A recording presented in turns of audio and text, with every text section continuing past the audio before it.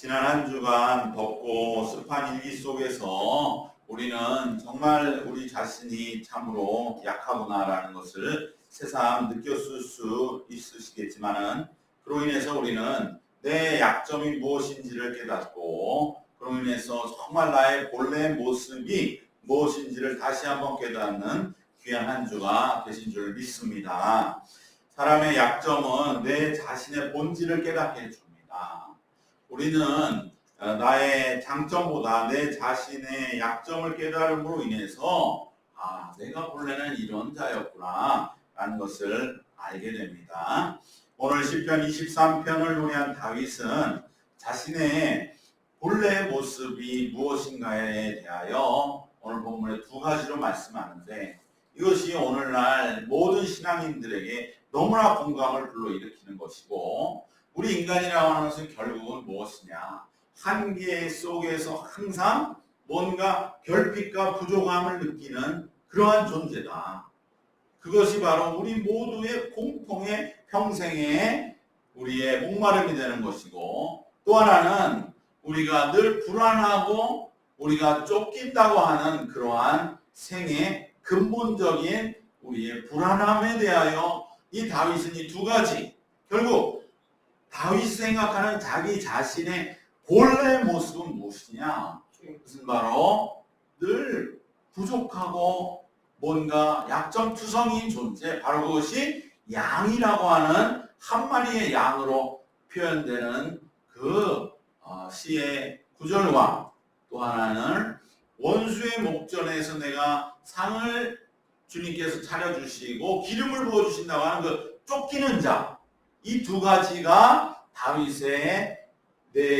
다윗 모든 인생의 본래 모습이었다고 하는 바로 그 두 가지의 고백이 이 말씀 속에는 정말로 너무나 아름답게 담겨져 있기 때문에 우리는 이 말씀이 왠지 모르게 우리의 영혼이 사모가 되고 그래서 사실 요양병원을 가장 많이 마지막 정말 이 땅에 눈을 감기 전에 듣기 원하는 말씀이 23편이 되는 것이죠. 저도 참 예전에 어느 권사님 요양병원에 가서 마지막으로 신방 드릴 때 이 말씀을 읽었을 적에 정말 그가 불안해하던 그 눈동자가 편안함으로 바뀌는 것을 보면서 그 은혜를 함께 유족들과 나눴을 때 그 유족들이 정말로 마음에 깊은 감동을 받고 1년이 지나고 2년이 지나도 잊지 않고 기억했던 그러한 좋은 일들을 우리들이 이 말씀을 토대로 해서 갖게 되는 것입니다. 우선 다윗은 자신의 본래 모습을 두 가지로 말씀하고 있는데 첫 번째는 자신이 목자에게 절대적으로 의존하는 양과 같다고 노래하고 있는 것입니다. 이것이 바로 1절, 2절, 4절의 말씀이 되겠습니다. 1절, 2절, 4절을 양이라고 하는 나의 본질을 노래한 것으로 생각하며 다시 한번 읽어보도록 하겠습니다. 우리 1절, 2절, 4절 같이 읽겠습니다.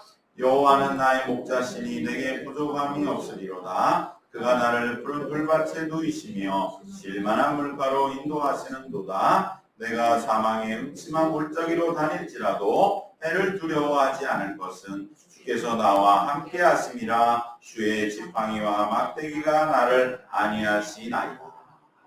이 세 구절 속에 어떻게 보면 다윗의 인생의 많은 부분이 포함이 되어 있는 것입니다. 다윗은 온 이스라엘의 정말 최초의 명실상부한 왕이라고 하는 권력자였고 그는 피를 너무 많이 흘렸다고 해서 성전을 건축하는 것도 그 후대로 미뤄야 할 정도의 수없는 전쟁과 생과 사의 갈림길에 섰던 전쟁의 영웅이었기 때문에 그의 내면은 거칠고 강인한 그러한 마음이었을 것이라고 여겨지지만 본문의 다윗은 자기의 고백에 자신은 연약하기 그지없는 한 마리 양과 같았다고 실토하고 있는 것입니다. 다윗이 깨달은 자신의 모습은 전쟁에서 백전백승하는 맹수가 아니라 너무나도 무기력하고 부족한 투성인 양이었습니다. 그러나 이처럼 다윗이 자신에 대해 명확하게 깨닫게 되었기 때문에 다윗은 복된 신앙인이 될 수 있었는 줄 믿습니다. 양이란 무엇입니까? 목자에게 절대적으로 의존해야 생존을 보장받을 수 있는 존재입니다. 지난 5월에 몽골에 갔을 적에 이 양을 실제로 보고요. 목축할 수밖에 없는 그 수많은 양들, 그리고 특별히 그 중에 이제 양을 잡는 걸 직접 본 눈앞에서 바로 1m 앞에서 보는 그 장면을 통해서 정말 이 양이라고 하는 것에 대해 듣기만 했는데 그 양이 얼마나 부족한 동물인가. 양은 동물로서 갖춰야 될 게 하나도 없습니다. 힘도 없죠. 뭔가 힘이 있어서 자기를 지킬 수 있는 그러한 들소들은 소지만 힘은 있어서 사자도 두려워합니다. 얼룩말, 말도 뒷발질을 두려워합니다. 그래도 힘이 있죠. 그러나 양은 전혀 없습니다. 속도도 없습니다.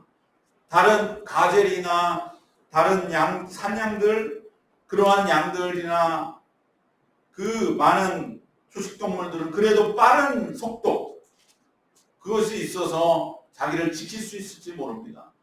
순간적으로 도망갈 수 있는 그 속도가 있지만 양은 전혀 속도가 없습니다. 날카로운 발톱이나 독이나 부리도 없습니다. 아무런 맞설 수 있는 무기가 없습니다. 또 이번에 가서 깨달은 것은 양은 자기가 뭘 먹는 게 자기한테 좋은지도 모르는데 그냥 시력이 우선 안 좋다는 거예요. 시력이. 기가 막힌 노릇이죠. 몽골에 가면 얼마나 사람도 시력이 좋아져요. 저 멀리서 있는 그러한 것들도 볼 수 있기 때문에. 독수리는 시력이 5.0이라고 하지 않습니까? 뭐 더 이상이라고 그러죠. 멀리서 볼 수나 있으면 도망이라도 가는데 시력도 나쁘고 있는 거예요. 그런데 게다가 내가 먹어야 할 풀이 정말 많은 데를 모르는 거예요. 그러니까 눈이 안 좋으니까. 눈앞에 것밖에 못 보니까. 그러니까 양들은 저쪽에 좋은 목소리가 있어도 거기를 못 가는 거예요. 어떻게 보면 우리 인간들하고 똑같지 않습니까? 신앙생활이랑 얼마나 푸른 풀밭, 쉴만한 물가인데도 불구하고 바로 옆에 있어도 전혀 못 가는 거예요. 못 알아보는 거예요. 기가 막힌 그러한 비유가 되는 것이죠. 그래서 양들 속에 염소를 같이 키운다는 거예요. 그래서 양과 염소의 비율을 5대1로 양을 20마리면 양을 80마리면 100마리 중에 양 80마리, 염소는 20마리. 항상 이렇게 섞어서 키우는데 왜 그러냐? 염소는 아주 똑똑해요. 그래서 염소는 어디에 가면 맛있는 풀이 있는지를 기가 막히게 한대요. 그래가지고 염소가 먼저 좋은 목초지를 향해 가서 풀을 막 먹고 있으면 양은 그때서야 내 주변에 있던 염소들이 어디 갔지? 하면서 염소는 볼 수 있으니까 염소를 따라가면 여기에 풀이 많구나. 그리고 그 풀을 먹는다는 것입니다. 그래서 염소와 양을 항상 섞어서 키운다는 거예요. 그 대신에 염소는 승질이 안 좋다는 거죠. 반항하고 거칠고 그 대신 똑똑하고. 어떤 사람이 그 얘기를 들으면서 교회도 그래서 양만이 있는 게 행복이라기보다 염소도 그래서 있는 거구나. 뭔가 고집센 사람. 근데 그 사람은 똑똑해. 그래서 어디 가면 요거 뭐가 된다. 돈이 된다. 이런 걸 잘하는 사람이 있어요. 양은 그것도 몰라요. 참 아무것이 없습니다. 근데 뭐라고 말합니까? 1절에 여호와는 나의 목자시니 내게 부족함이 없어. 가장 부족한데 부족함이 없대요. 이것이 양의 역설입니다. 짐승 중에 가장 부족한 짐승인데 부족함이 없다는 거예요. 가장 갖춰진 짐승들은 이런 말을 못하는 거예요. 우리도 인생도 마찬가지입니다. 저 사람은 다 갖췄어. 남들이 볼 때 부족함이 없을 것 같아. 그 내면은 부족한 투성이. 왜? 여호와가 안 계시니까. 그러나 남들이 볼 때는 저 사람 부족한 것 투성이야. 가장 부족해. 아무것도 없어. 자기를 지킬 힘도 없고 아무것도 없어. 그런데 여호와는 나의 목자시니 내게 부족함이 없습니다. 그렇기 때문에 이 한 구절이 그렇게 많은 신앙인들의 심금을 울리는 줄 믿습니다. 이 양의 역설 속에 다윗은 자신의 모습을 발견하면서 신앙의 놀라운 위대함과 진정한 하나님의 은혜를 다윗은 찬송하는 것입니다. 이 한 구절에 그 모든 하나님의 은혜를 담아서 찬양한다고 해도 과언이 아닌 것입니다. 다윗은 신앙인의 참모습을 양과 목자의 모습 속에서 본 것입니다. 여러분, 우리도 정말 이번 한 주를 지내면서 정말 우리가 양과 같구나. 기후만 조금만 달라져도 무기력하고 연약하고 너무나 나약하고 우리 육신을 건사하는 일에 힘겨워하는 아무 방어력이 없는 그러한 양과 같은 존재임을 우리들이 깊이 깨닫게 되셨다면 다시 한번 자기 자신에 대해 깊이 묵상하고 정말 나의 부족함을 이제는 인정할 때 이것을 부정하거나 때로 이것을 외면하거나 이것 때문에 우울해하거나 이것을 가지고 때로는 타협하려 하지 말고 있는 그대로 나의 약점을 받아들이며 인정하는 것, 그것은 오히려 그로 인해서 우리는 하나님을 진정으로 의지하게 되는 그러한 참된 신앙인의 길로 이끌어 가게 될 줄로 믿습니다. 그러할 때에 많은 약점과 부족함을 지닌 채로 삶의 위기에 한복판 사망의 음침한 골짜기를 지나면서도 전혀 부족함이 없다는 찬양을 드리는 우리의 삶의 여정이 될 줄로 믿습니다. 이 양의 역설을 우리가 꼭 기억하면서 우리는 부족함이 내게 있다고 하는 건 전혀 문제가 아닙니다. 세월이 흐르면서 이것이 넘쳤다가 부족할 수도 있고 부족했다가 넘칠 수도 있는 거예요. 문제는 뭐냐? 내가 나의 부족함을 제대로 깨닫지 못하고 있는 것입니다. 양이면서도 양인 줄 모르고 그것을 때로 그것에 대해 분노하는 자도 아직 잘 모르고 있는 거예요. 그것에 대해서 뭔가 우울해하고 있는 자도 아직 잘 모르는 거예요. 그럴 필요가 없는 거예요. 그것도 하나님께서 그로 인해서 역설적으로 하나님을 더 의지하게 하도록 하시는 하나님의 은혜이기 때문인 것입니다. 우리는 내게 부족함과 약점이 있는 게 문제가 아니라 그것을 깨닫는 것이냐 깨닫지 못하고 있는 것이냐가 문제라는 것을 꼭 기억하시고 하나님이 내게 주신 부족함과 약점마저도 양의 역설을 통해서 극복하는 그러한 우리 모두가 되시기를 주님의 이름으로 축원합니다. 두 번째, 다윗은 뭐라고 그랬죠? 두 번째, 자기의 본질로 오늘 이 시편 23편을 고백하고 있는 두 번째 모습은 쫓기는 자라. 여러분, 우리 일생은 평생 우리는 쫓김을 당하는 것입니다. 죽음의 그림자는 우리를 평생 쫓아오지요. 또 우리는 내 삶의 지위와 내가 살아가는 하루하루의 삶에 늘 쫓김을 당하는 근원적인 불안을 가지고 살아갑니다. 그런데 다윗은 무엇이라고 말씀합니까? 그것은 5절에 기록되어 있습니다. 양은 1, 2, 4절, 쫓기는 자는 5절에 노래하고 있습니다. 우리 5절 말씀, 쫓기는 자로서의 자신의 모습을 어떻게 노래하는지 한번 5절 같이 읽겠습니다. 주께서 내 원수의 목전에서 내게 상을 차려주시고 기름을 내 머리에 부으셨으니 내 잔이 넘치나이다. 여러분, 이 구절이 어떤 상황을 말합니까? 주님이 나에게 상을 차려주세요. 자, 우리로 말하면 뭐예요? 밥을 쏴주시는 거예요. 밥 먹으러 가자. 상을 차려주셔요. 그리고 기름을 부어주세요. 그래서 우리에게 축복해주는 거죠. 밥 먹는 자리 좋은 데 가서 우리 밥 먹고 너 잘 될 거야. 너 걱정하지 마. 내가 지켜줄게. 그런데 거기에 누가 있어요? 원수가 있어요. 이 기막힌 상황이거든요. 평범한 게 아닙니다. 그 얘기는 뭡니까? 원수가 사실은 나를 잡으려고 어디까지 쫓아온 거예요. 주인이, 나를 보호하는 주인이 계신 그 좋은 잔치 자리, 식사 자리까지 쫓아올 정도의 다급한 쫓김이 이 말씀 속에 들어있는 거예요. 우리 인생이 그렇다는 거예요. 여러분, 우리가 좋은 데 가서 밥 먹는데 불편한 사람이 저기 와서 나를 노려보고 있는, 그렇게 해서 밥 먹고 싶습니까? 누구도 그건 원치 않아요. 그러면 밥 먹다가도 아유 우리 다른 데 가자. 아닌가 보다 이럴 거예요. 근데 오늘 이 말씀 뭡니까?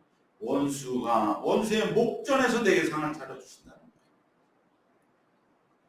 얼마나 기막힌 상황입니까? 그러나 우리가 인생에 느끼는 불안이 그렇게 다급하다는 거죠. 원수가 우리의 목 끝까지 쫓아와서 우리를 잡으려고 거의 손을 선하기 안에 내미는 그 순간에 나를 지키신 하나님은 잠깐 스톱하고 그 자리에서 두려워하지 마라. 걱정하지 마라. 겁내지 마라. 그곳에서 나에게 상을 차려주시고 내 머리에 기름을 부어 나를 축복해 주시고 나를 지켜주신다라고 인정하고 인치신다고 하는 이 말씀이 우리 인생의 본질을 그대로 나타내면서 바로 다윗이 발견한 내 본 모습은 쫓기는 자라 라고 하는 것을 우리에게 찬미하고 있는 것입니다. 다윗도 그의 일생은 정말로 우리가 다윗을 보면 창세기 야곱과 같다고 하는 생각을 다 점점 하게 됩니다. 정말 파란만장한 인생을 야곱 못지않은 인생을 사는 것이죠. 어릴 때 그는 7형제 혹은 8형제의 막내로 태어난 그 열등감 무시로 인해서 항상 쫓기는 듯한 열등감, 막내로 인정하지 않은 그 사울이 기름 부으러 왔을 적에 다윗만은 그 자리에 끼지도 못할 정도의 그러한 압박감, 열등감 속에 어릴 적부터 성장했습니다. 그러다가 다윗은 너무나 큰 성공을 일찍이 거두는, 골리앗을 무찌르는 그러한 성공을 거두는 바람에 사울왕으로부터 너무나 큰 쫓김을 실제로 당했죠. 다윗의 인생은 쫓기는 인생이었어요. 근데 그것을 쫓는 자도 가장 자기의 든든한 후원자가 되어주음도 마땅한 자신의 장인이었던 사울왕이 그를 죽이겠다고 쫓는 인생이었습니다. 여러분, 그리고 초년의 성공을 너무 크게 하는 자들은 대개는 그 나중은 좋지 않습니다. 그 인생이 어떻게 보면 참 하나의 진리 비슷한 것인데도, 그런데 다윗은 초년의 성공을 했는데도 끝까지 하나님이 축복하는 그러한 사람이 된 것이 어떤 이유 때문이냐? 바로 중간에 사울로부터 당한 고난 때문입니다. 다윗이 만약에 골리앗을 이기고 그리고 나서 그냥 사울도 그대로 다윗을 아무런 고난을 주지 않고 그냥 쭉 성공의 길로만 갔다면 다윗이 뭔 대수라고 솔로몬처럼 되지 않았겠습니까? 우상 신앙을 섬기다가 이방 우상들 속에 묻혀서 솔로몬처럼 되지 않았으랴 보장이 있을까요? 그 아버지 그 아들인데. 그러나 다윗이 초년 성공에도 불구하고 끝까지 하나님 앞에 신실할 수 있었던 것 중에 하나는 바로 사울의 쫓김이라고 하는 그러한 모진 혹독한 시련을 겪었기 때문에 초년 성공이었어도 끝까지 정말로 하나님의 신실한 종으로 남게 된 줄 믿습니다. 또 다윗은 왕이 되어서도 자신의 자리를 늘 위협하는 적들뿐만 아니라 특별히 그의 아들들에 의해 쫓김을 당하기도 한 것 너무나 잘 아시는 것입니다. 무엇보다 자기 자신의 이제 너무나 전쟁을 평생 했으니 이제 좀 안정되었다 싶을 때 그때 다윗을 무너뜨리는 그 쫓김은 무엇이었느냐? 그의 내면 안에 있는 욕망이었던 것이죠. 그것이 바로 밧세바와의 사건을 통한 쫓김과 불안이 그 안에 또 내재되어 있었던 것입니다. 그리고 복잡한 가정생활로 말미암는 불화, 특별히 거기서는 사울의 딸이었던 미갈이 가진 그 무시, 그로 인해서 다윗의 출신은 목동에 불과했고, 그리고 왕의 딸과 결혼한 데서 오는 그러한 신앙적인 가정적인 불화와 갈등으로 인해서 다윗의 마음은 한시도 평안한 날이 없었습니다. 여러분, 우리 일생에도 때로는 이러한 압박감과 불안함이 턱 밑까지 추격해오는 것 같을 때, 그때 우리는 이 다윗의 시편 23편 5절의 말씀에서 깊은 위로와 정말 이 다윗이 발견한 평생을 쫓기며 살았지만은 그러나 그 자리에서 나에게 상을 차려주시고, 그리고 내 머리에 기름을 부으셔서 내 잔을 넘치게 해주시는 그 하나님, 그 하나님을 찬양하게 되는 줄 믿습니다. 오직 하나님만이 바로 원수의 눈앞에서 우리에게 구원과 그리고 영광과 복을 마련해 주신다고 다윗은 말씀한 것을 우리는 꼭 기억하면서 우리 자신이 쫓기는 자와 같은 삶의 모습일지라도 이 말씀을 붙들고 더욱더 주님을 찬양하는 삶을 살아야 할 줄로 믿습니다. 그리하여서 이 두 가지, 양과 쫓기는 자, 이 두 가지는 결국은 오늘 이 23편의 결론이 되는 마지막 바로 3절과 6절로 자신의 은혜와 믿음을 고백하는 것으로 결말되게 되어지는 것입니다. 양으로 쫓기는 자로 평생을 살면서 다윗은 많은 경험과 훈련을 겪었습니다. 다윗도 야곱같이 파란만장한 삶이었습니다. 부족함 투성인 양처럼 또 늘 쫓김당하는 그러한 신세의 다윗은 이 모든 삶의 과정을 통해 그럼 무엇을 얻었는가?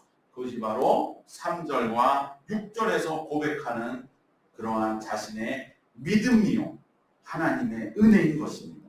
우리 이 양과 쫓기는 자로 살았던 한 사람이 그로 인해 발견하게 된 하나님의 은혜와 믿음을 어떻게 노래하고 있는지 우리 3절과 6절을 같이 읽으면서 말씀을 마무리하겠습니다. 3절 6절 공독하겠습니다. 내 영혼을 소생시키시고 자기 이름을 위하여 의의 길로 인도하시는도다. 내 평생의 선하심과 인자하심이 반드시 나를 따르리니 내가 여호와의 집에 영원히 살리로다. 아멘. 내 영혼을 소생시키셨다는 거죠. 이 얘기는 뭡니까? 내 영혼이 죽었었다는 거죠. 왜 죽었겠습니까? 양이니까. 양은 마지막에 그렇게 연약하지만 마지막에 기가 막힌 걸 남깁니다. 바로 양이 죽어서 남기는 양식입니다. 거기서 우리 몽골에서 양을 잡아서 이제 그날 저녁에 먹는 거예요. 저는 그렇게 맛있는 고기를 먹어본 적이 없습니다. 물론 고기 별로 좋아하는 건 아니지만 양을 찜통에 압력솥에 넣어서 찝니다. 그런데 그 넓적다리 살을 먹는데 고기가 아니에요. 젤리예요. 젤리 같아요, 진짜. 그리고 저 부죽에 옛날에 많이 팔았던 도토리묵 같아요. 양의 넓적다리 살. 고기가 아니에요. 근데 그 말씀을 그걸 먹으면서 레위기에 보면 양을 이제 제사를 드리고 양을 전부 다 태우는 제사가 있고 그걸 나누어서 다 분배해서 같이 먹고 그 기뻐하는 제사가 있거든요. 근데 그 중에 한 제사에 양의 넓적다리를 제사장에게 주라. 그것이 제사장의 몫이다. 양의 넓적다리는 제사장에게 돌릴지니라는 구절이 있거든요. 하나님이 고기 중에 제일 맛있는 걸 제사장에 주셔서 네가 무슨 낙이 있겠냐. 넓적다리 고기나 먹으면서 그래도 내가 너를 얼마나 사랑하는지 내 사랑을 좀 기억해 주길 바란다고 하는 그 느낌이 확 드는 거예요. 아, 그래서 레위기의 넓적다리는 제사장에게 돌릴지니라. 아무것도 없이 성전을 위해 수고하는 제사장에게 넓적다리는 줘라. 근데 그 넓적다리가 정말 젤리 같아요. 묵 같아요. 근데 사실은 정말 이것이 이렇게 해서 먹는구나. 한번 체험해 보는 거 별로 감사했는데, 그래서 그곳에 이제 모여서 먹는데 그 몽골 사람들이 더 좋아하는 거야. 그 사람도 어릴 때부터 그 분위기를 아니까 그곳에서 막 이렇게 압력솥에서 막 냄새가 피어오르고, 몽골 사람들은 자기들이 잔치하는 거예요. 오히려 우리한테 서빙하러 온 사람들이. 그러면서 우리는 이거 지금 여기서 이거 먹기도 그런데 하고 하다가 이제 낯선 것을 먹어보니까 와, 이거 이 맛이 기가 막힌 거구나. 양은 결국은 마지막에 우리에게 고기를 주고 양털을 주고 필요한 것을 줌으로 인해서 바로 그러한 모든 것을 우리 줌으로 자기의 가치를 입증하는 것이죠. 그래서 성경에 양의 이야기가 그렇게 많이 나옵니다. 신앙인의 사랑은 너무나 비슷하기 때문에. 그렇기 때문에 오늘도 내 영혼을 소생시키셨다는 건 뭡니까? 내가 죽었었다는 거죠. 양으로 살면서 수없이 다윗은 많이 죽었을 것 아닙니까? 그리고 쫓기는 자로 살면서 다윗은 수없이 많이 죽음 직전까지 가는, 원수의 목전에까지 이르는 적이 수없이 많아서 내가 죽었을 그때에 내 영혼을 소생시키셨다.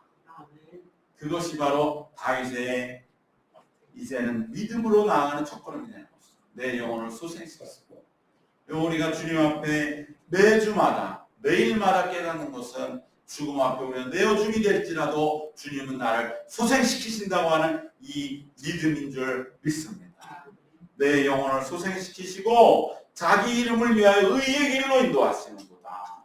내가 죽어서 나는 이제 더 이상 의의 길을 갈 힘이 없습니다. 주님, 제가 이제 더 이상 주님이 가라시는 길을 갈 만한 의의 길로 나아갈 엄두가 나지 않습니다. 발걸음을 뛰기 어렵습니다. 나는 그냥 죽어서 이제 막 소생시켜 주셔서 겨우 정신을 차렸는데 어떻게 내가 의의 길로 갑니까? 할 때에 하나님은 자기 이름을 위하여 의의 길로 나를 인도하시는도다. 갈 수 있도록 나를 이끌어 세워 주시는도다. 이것이 다윗의 양으로서 그리고 쫓김당하는 신세로서 그 모든 신앙의 삶의 과정을 통해서 얻게 된 고백이었습니다. 그래서 바로 6절에 내 평생의 선하심과 인자하심은 반드시 나를 따를 것이라고 하는 이 하나님의 은혜에 대한 믿음을 확고하게 얻게 되었음을 찬양합니다. 나는 죽었을 뿐인데 그런 나를 소생시키셔서 다시 의의 길로 하나님 자기의 이름을 위하여 가도록 나를 이끌어서 이어가게 하시는 그 하나님이 계시기 때문에 내 평생에 선하심과 인자하심이 반드시 나를 따르다. 반드시라는 이 세 글자에 자기의 믿음이 담겨 있는 것이죠. 반드시 이 세 글자를 얻기 위해 우리는 일생 신앙생활 하는 줄도 모릅니다. 반드시. 나는 수없이 죽을지라도, 그래서 소생의 가망은 내게 없지만 하나님은 나를 소생시키시고 의의 길로 나를 인도하시고 자기 이름을 위하여 이끌어 가시는 그 은혜가 있기 때문에 내 평생의 선하심과 인자하심이 반드시 나를 따르리니, 바로 무력한 양으로서 그리고 쫓김을 당하다가 겪었던 수많은 신앙의 좌절과 위기와 넘어짐 속에 다윗의 영혼은 죽음까지 떨어져야 했지만, 그래서 사망의 금침한 골짜기를 몇 번이나 지났는지 모르지만, 그러나 하나님은 죽음 직전의 위기에서 다윗의 영혼을 소생시키셨고 다시 일으키셔서 의의 길을 걷는 발걸음을 이어가게 하셨기에, 이러한 훈련의 경험은 다윗으로 하여금 사망의 골짜기와 같은 상황에도 결코 믿음을 저버리지 않는 밑거름이 되어서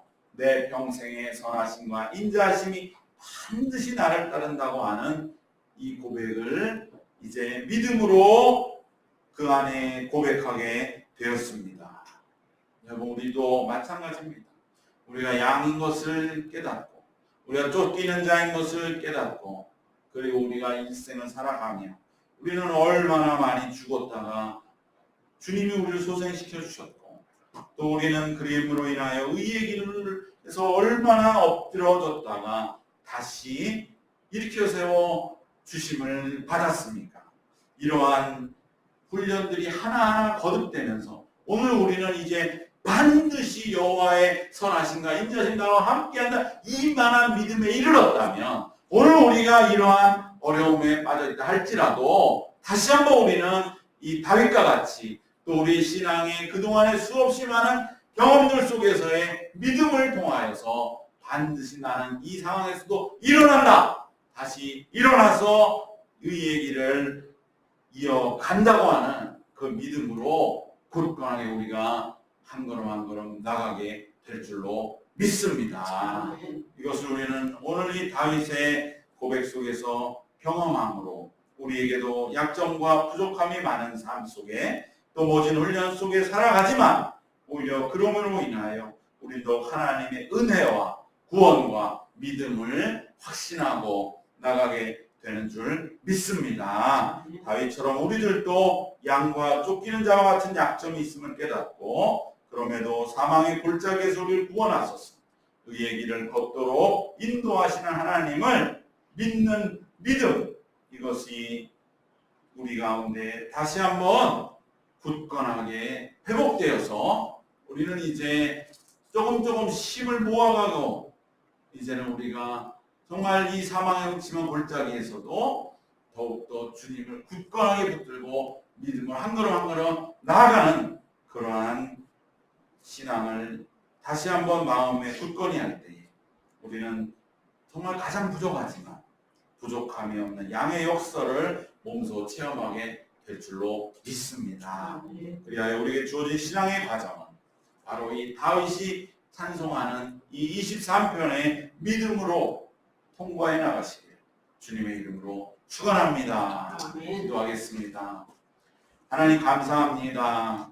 우리의 이 어려운 상황 속에서의 진정 자신의 모습을 다윗이 양과 쫓기는 자로 깨닫는 것처럼 우리들도 그 상황 속에서 깨달은 이 마음이 그대로 우리의 믿음으로 우리가 사망의 음침한 골짜기 우리 영혼이 소생되어야 할 정도의 지경에서도 진정 우리를 회복시키셔서 의의 길로 인도하시는 그 하나님을 우리가 체험하게 되는 귀한 계기가 되어서 우리의 믿음이 이만큼 자라나게 하여 주시는 것을 믿습니다. 하나님께서 이 믿음으로 우리의 남은 여정도 주님 붙들고 더욱더 부족함이 없음을 찬양하며 걸어가는 신앙의 한 걸음 한 걸음으로 인도하여 주시어서 반드시 하나님을 찬송하는 믿음이 되게 하여 주시옵소서. 감사드리며 예수님 이름으로 기도드리옵나이다. 아멘.